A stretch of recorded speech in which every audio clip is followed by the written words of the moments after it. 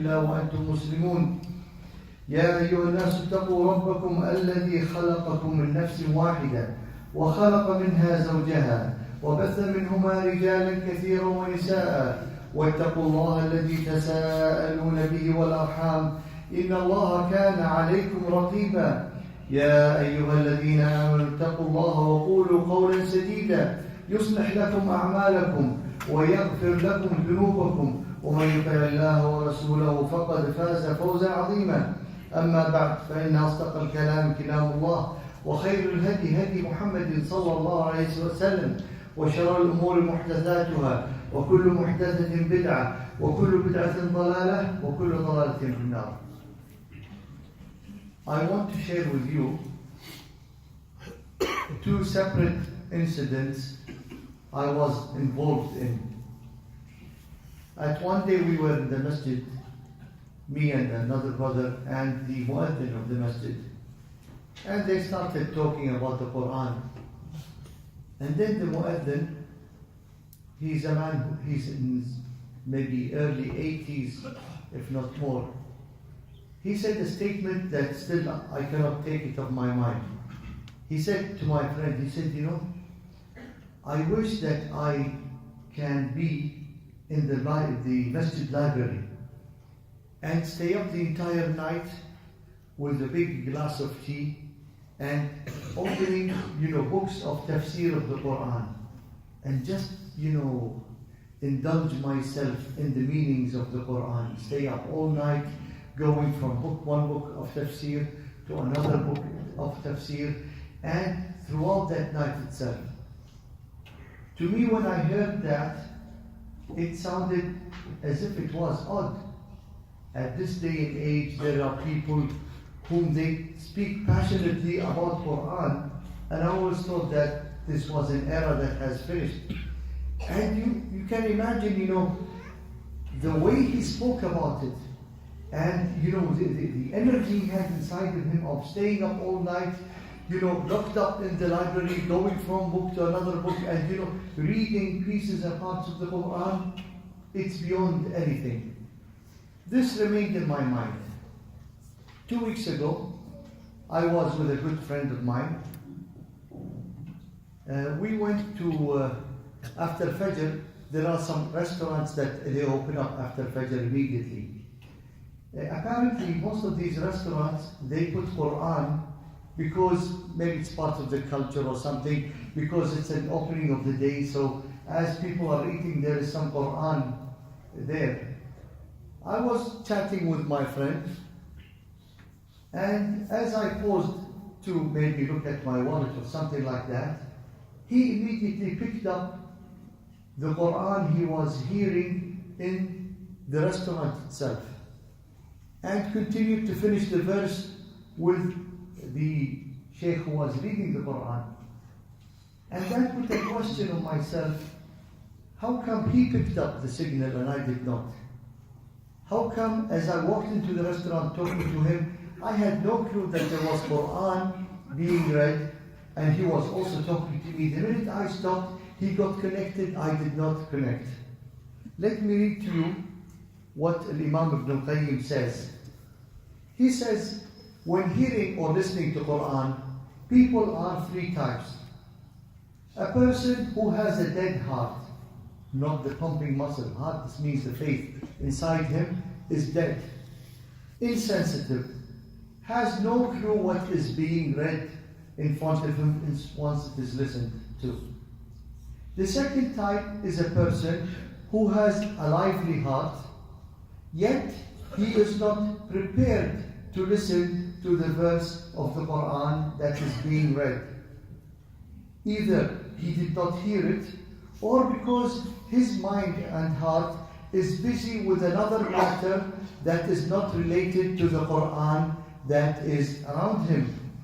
Also, that person does not get the benefit of the remembrance of the Quran because his heart is not there. The third type of people is a person who has a lively heart that is ready, that is alert, and whenever he hears the words of Allah are being said, he is immediately connected to what is being said. and that is the type of people who really benefit when they hear the Quran in front of them. He continues to say, the first one, the ones I gave you example, is like a blind person. He cannot see. The second one is like a seeing person, but his eyesight is not focusing on what he should see in the other direction. So both of them, he said, they do not benefit. The third one is like a seeing person who is seeing the target and he could see it in front of him and he is moving towards it. He is the one who benefits the most when he heard the Quran being read. Imam Ibn al-Qayyim continues to say, if people knew how important it is with the reflections and understanding as they read Quran, they would have left everything except the joy of understanding the words and the meanings and enlightenment in the verses of the Quran. Because every ayah that you read, one of these ayat will target you immediately in a soft spot inside of you that would awaken your senses. And perhaps you would seek from Allah Almighty the cure for something that you have in yourself by repeating that ayah again and again and again. He said, even if it takes you to repeat it 100 times, as you could see it, it is moving you inside that certain verse in the Quran. And he continues in Imam Ibn al-Qayyim to say, to me, reading one verse of the Quran with proper thought and understanding is better than reading the Quran, finishing it several times altogether without any thought or understanding. It is better for your heart. It is better for your faith. It is better for your iman. It is better for you to taste the sweet taste of the Quran. أقول ما تسمعون واستغفر الله لي ولكم فاستغفروه إنه هو الغفور الرحيم.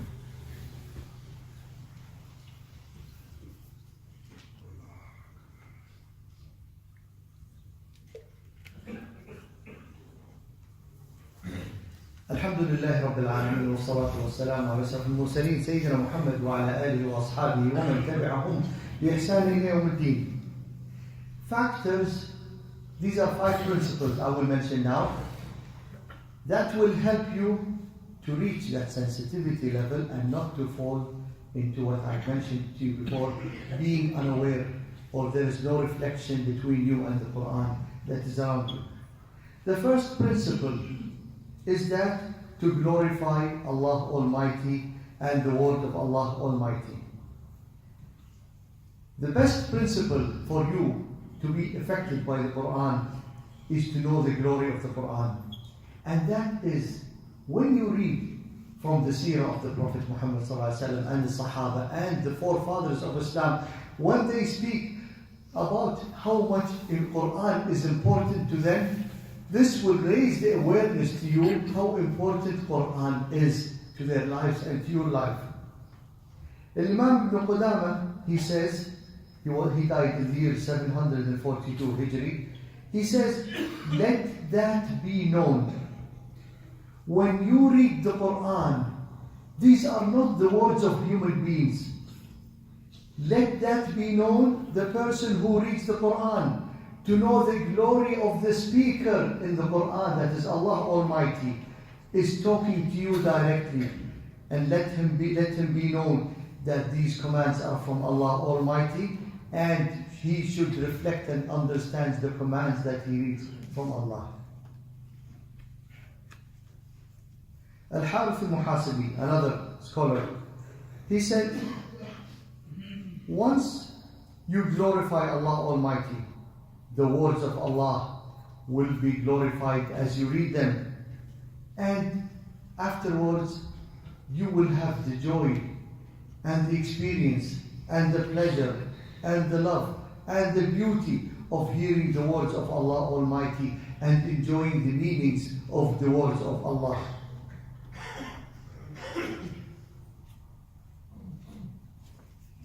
The second principle, sincerity, ikhlas.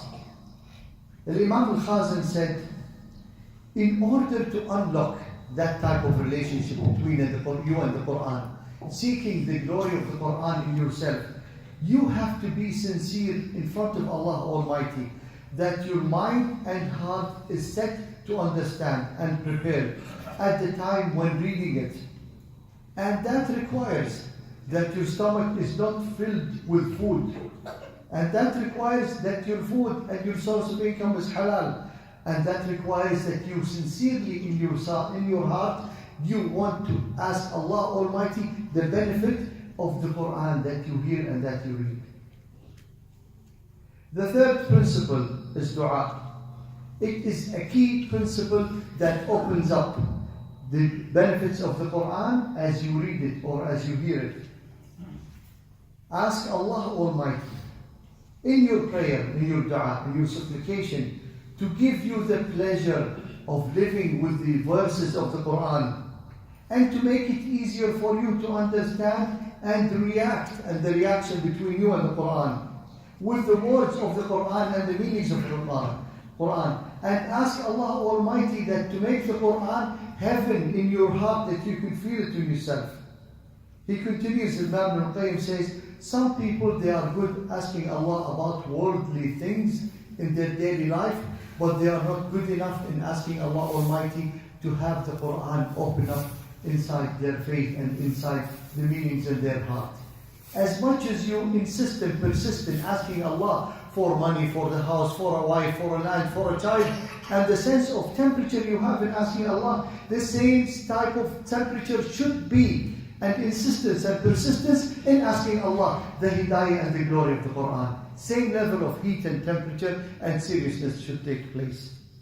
Imam Ibn Taymiyyah says, sometimes I look at one verse in the Quran and I go over 100 books of tafsir in the joy of understanding that verse in the Quran. And he said, and I say, Imam Ibn Taymiyyah says, and then I would say, oh Allah, the teacher of Adam and Ibrahim, teach me. And he said, at some days I would go to a masjid that is distant from the noise of the city, and I sit there and my face is that is performing sujood. And in my sujood I would ask Allah Almighty, oh Allah, the teacher of Ibrahim, unlock the words of the verses of the Quran for me to benefit from myself. The fourth principle, Qiyam al-Layl, in tahajjud at night, it is the better time for the meanings of the Quran to settle into your mind and in your heart. And that is why you notice when the Quran was revealed to the Prophet Muhammad ﷺ, it was in Laylat al-Qadr, the night of the Qadr, because night has a special meaning in the human being, in the Muslim, for the meanings of the Quran to settle in his mind and in his heart. So that is why even in Surah Al-Muzammil, Allah Almighty commanded the Prophet Muhammad ﷺ to pray the night and read the Quran. And Ibn Abbas radiallahu anhu said, he said, night is the best time for the Quran to settle in and try to transform you in the meanings of the Quran in yourself. Imam Ibn Hajar talks about that, and he said the reason why the night is selected, because at the night, during daytime, there is a lot of interruption and a lot of noise around the people.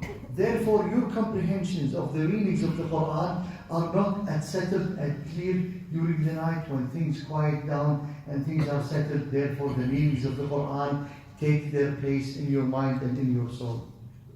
Imam Al-Nawawi said that the night prayer is always more valued than the daytime, because at night it is better for the heart to concentrate and it takes you away any of distractions that happen during the daytime. At the end, my dear brothers and sisters, these are the few factors I reminded myself of, and I wanted to share with you in this khutbah, and I ask Allah Almighty these principles that we apply when dealing with the Quran. Factors you have to put in mind. When you want to read Quran, choose a time where it is quiet, a place where it is quiet, or a masjid that is quiet. And sometimes a masjid, if you know too many people in, go to somewhere where a masjid no one knows you, so there is no interruption as you are reading Quran. The second thing is that set a certain goal of how many ayat you want to read and focus on. Quantity is not important, quality is what counts. And if one verse hits you, repeat it again and again and again, and read the tafsir and know why it is knocking at your door, and ask Allah Almighty to unlock what's in it for your benefit. The third principle, study the seerah of the Prophet Muhammad sallallahu alaihi wasallam. The life of the Prophet Muhammad sallallahu alaihi wasallam is the practical application of the Quran in the daily life. That is why when the wife of the Prophet Muhammad sallallahu alaihi wasallam was asked about his behavior, she said, he is a moving Quran. The last point is taking things one step at a time. Umar ibn Khattab said his advice to us who are learning Quran, don't start from the beginning. Start from Surah Qaf and then till the end of the Quran, if you want the reflection. They are shorter, smaller, easier to start with in the beginning, and then start all over from the beginning of the Quran. I ask Allah Almighty to bless us, all of us, and keep Quran in our lives at a day of time, at an age we live as a Muslim where Quran only is left in the masjid. Although the masjid was the first place the Quran was taught, and it took its place in the families, communities, governments, entire world. As we see, the world is falling into the pieces because Quran is not resembled in the life of Muslims, and people in other nations, other parts of the world, they don't see the Quran in the behavior of Muslims. It is about time we reach out to Allah Almighty. اللهم اغفر لنا خطأنا جهلنا إسرافنا في أمرنا اللهم أصلح فساد قلوبنا اللهم اجعل القرآن ربيع قلوبنا اللهم اجعل القرآن ربيع قلوبنا وارزقنا تلاوته